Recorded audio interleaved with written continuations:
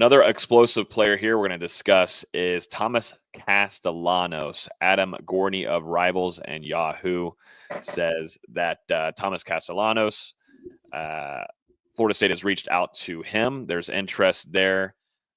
We talked about him a little while ago, actually. Florida State, would there be any kind of interest there after he hit the transfer portal? And sure enough, the Seminoles are, and you were mentioning him earlier in the show, VZ. So interested to get your thoughts more on this. But as we know, previously signed with Gus Malzahn in 2022 to play quarterback.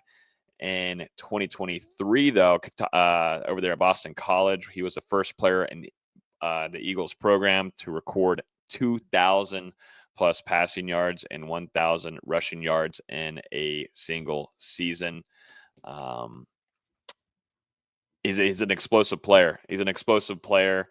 He's a guy that, if you're an FSU fan, you remember what he's done and the kind of production that he put on Florida State's defenses the last few years. But interested to get y'all's take on this player because you match that in with Gus. There's a relationship there, and Florida State looking for a veteran quarterback to bring in. Those two things start to align a little bit because Florida State previously, Mike Norvell only offered him as was it a wide receiver? I think it was running back, but I mean, either way, athlete. Yeah, kind of that mix hybrid role.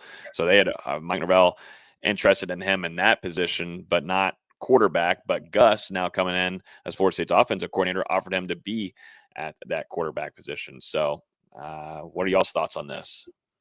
Yeah, I mean, you've got the relationships on both sides. And, like you said, Gus recruited him to be a quarterback at UCF.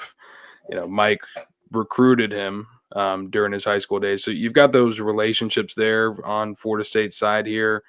And then, obviously seeing the Seminoles face him the last 2 years, especially during that 2023 game where, I mean, he was just absolutely ridiculous on the ground, but I mean, also making some plays through the air. Regressed a little bit in 2024, dealt with some injuries, transitioned to a new offense with Bill O'Brien coming in there, making a little bit more NFL style, and didn't have as much success on the ground. I think he only averaged 2.1 yards per carry or something in that range. And yep.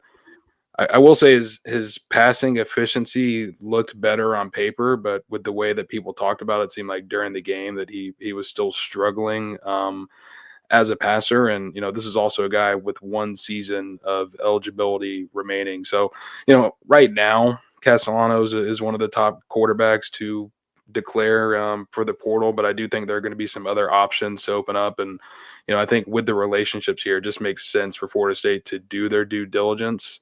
But I don't know, if Thomas Castellanos would ultimately be the guy that they bring into that room.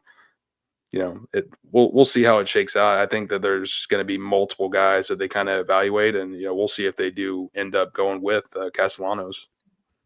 Yeah, we'll see. Like I said, about an hour ago, I'm not the hugest fan of him, but I would understand the fit in Malzahn's offense, and we're seeing a bunch of talented quarterbacks hit the portal over these last 24, 48 hours. Miller Moss entered the portal from USC, Jackson Arnold entered the portal from Oklahoma. I believe Connor Weigman, however you say it, is in the portal from Texas A&M. So there's a lot of talented quarterbacks already in the portal, and there'll be more to come over the next week or two. So this is just the beginning. I don't expect, Florida State's first option to be their last option, and we'll see what happens because they do need at least a 1-year stopgap. Yep, I agree. Not another DJU? No. Oh, okay. No, thank you. Just checking in.